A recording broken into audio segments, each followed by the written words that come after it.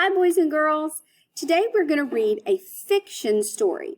A fiction story is a story that isn't true. Now, this particular story is a fantasy, and fantasies are stories with made-up events that couldn't really happen in real life. Now, as you read along with me, I want you to look for characters in this book that, you know what, they can't be real. They can't be found in real life. And then I want you to think of the setting of the story. Where does this story take place? Where is it happening? Then I want you to think at the end of the story, does your main character learn a lesson? Alrighty, I want you to be thinking about those as we read this story. Now, there are some words that are highlighted in the text. The text are the words in the story.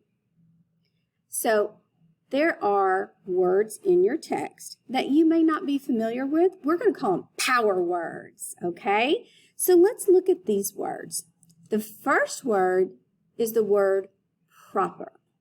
If you're proper, you do things with lovely manners and you're very, very fancy. Proper. Now, the next word is blue. Blue can mean a color, but blue can also be a description for an emotion. If you're feeling down or sad, you can say, today I'm feeling a little blue. The next word is useful. If you're useful, it means you have a purpose, that you can be used for a purpose that is good. The last word is realize. To realize is to come to an understanding. It's kind of a aha moment. That's what realize means. All right, let's look at Spoon by Amy Krouse Rosenthal.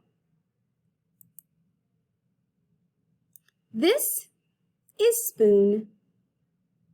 This is Spoon's family. On Sundays, Spoon goes to visit his Aunt Silver. He has to be on his very best behavior there. She's very fancy and proper. Goodbye, darling. Ta-ta! At bedtime, Spoon likes to hear the story about his adventurous great-grandmother who fell in love with a dish and ran off to a distant land. Lately, though, Spoon has been feeling blue. "What's wrong?" asked his mother. "You look a bit out of shape." "Nothing," mumbled Spoon. "It's just that, I don't know. All my friends have it so much better than me. Like Knife.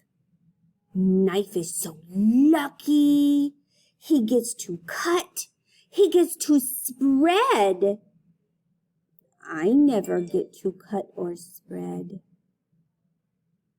"Yes, Knife is pretty spiffy that way, isn't he?" "And Fork. Fork is so lucky. She gets to go practically everywhere. I bet she never goes stir crazy like I do." Fork does get out and make herself useful, doesn't she?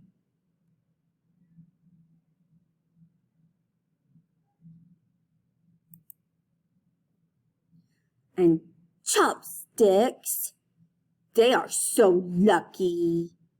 Everyone thinks they're really cool and exotic. No one thinks I'm cool or exotic. Those chopsticks are something else, aren't they?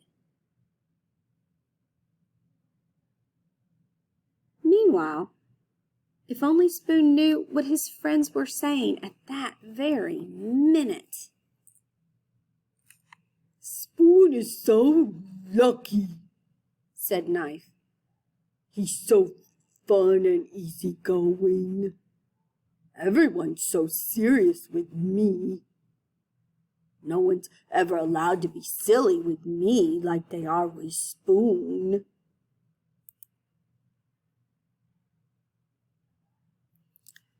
Spoon is so lucky, said Fork. He gets to measure stuff. No one ever does that with me. Spoon is so lucky, said Chopsticks. He can go places by himself. We could never function apart. That night after bedtime stories, Spoon's mom turned off the light, tucked him in, and said, "You know, Spoon, I wonder if you realize just how lucky you are. Your friends will never know the joy of diving headfirst into a bowl of ice cream. They'll never know what it feels like to clink against the side of a cereal bowl. They'll never be able to twirl around in a mug or relax in a hot cup of tea." Spoon hadn't thought of it that way before. He lay awake in bed for a long time. His mind was racing. He felt so alive. There was only one thing to do. "I can't sleep." "Come snuggle. Come, Spoon."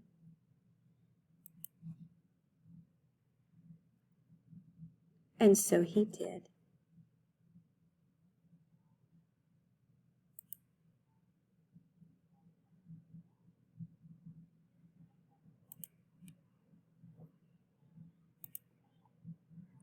All right, you have a turn and talk opportunity now with your parents, your mom or your dad or grandma or grandpa or big brother or big sister, whoever's with you. You can pause this video and you can go back into the book and read it again, because I want you to really be thinking about what's happening in the story. When you come back to your partner, I want you to think, what did you do when you came to a part of the text that you didn't understand? You couldn't really understand what was going on.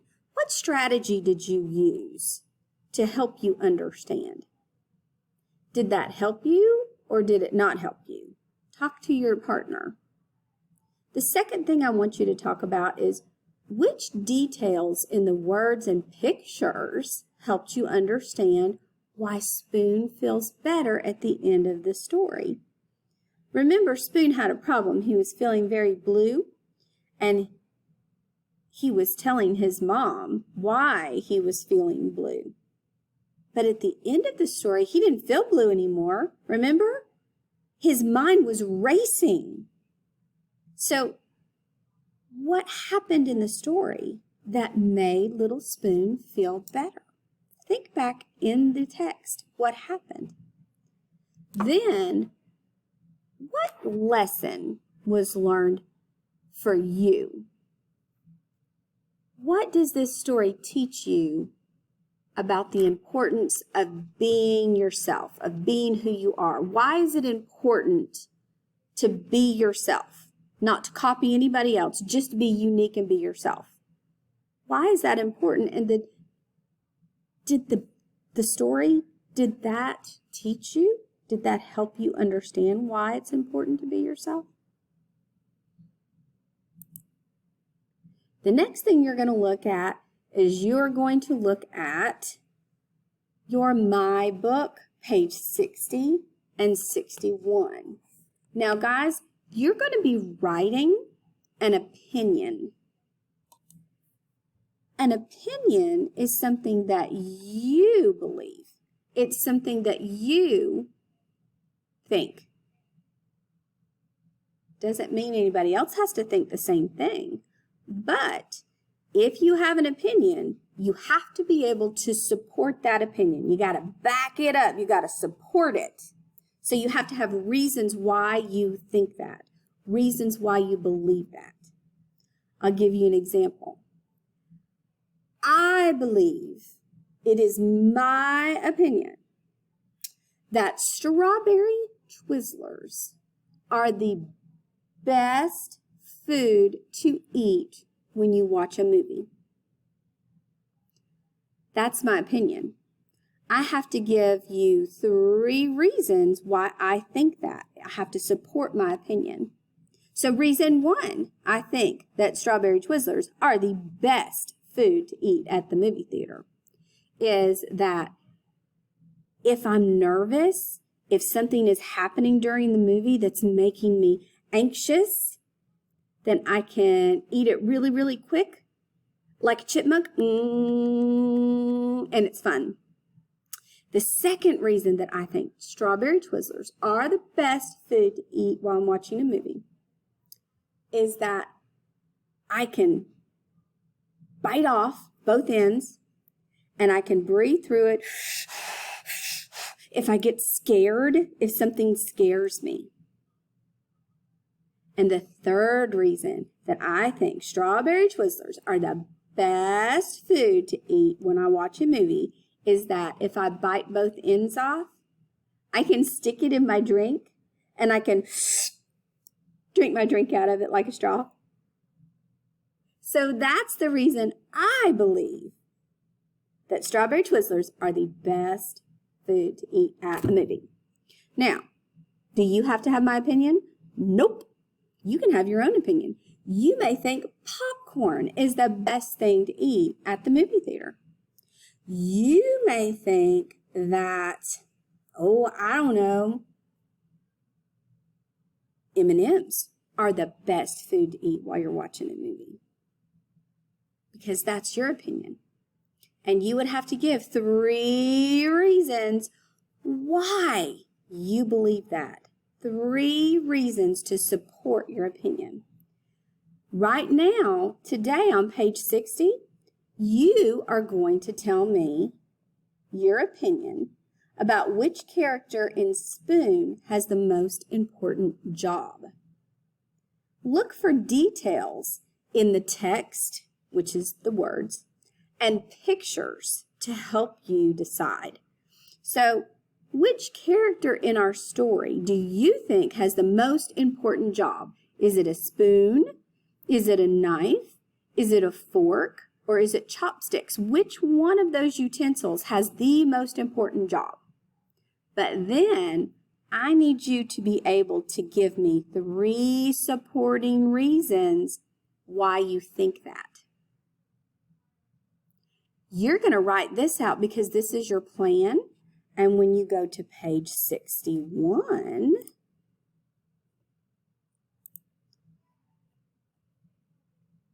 you are going to be writing on your lines. You're going to transfer your sentences onto page 61.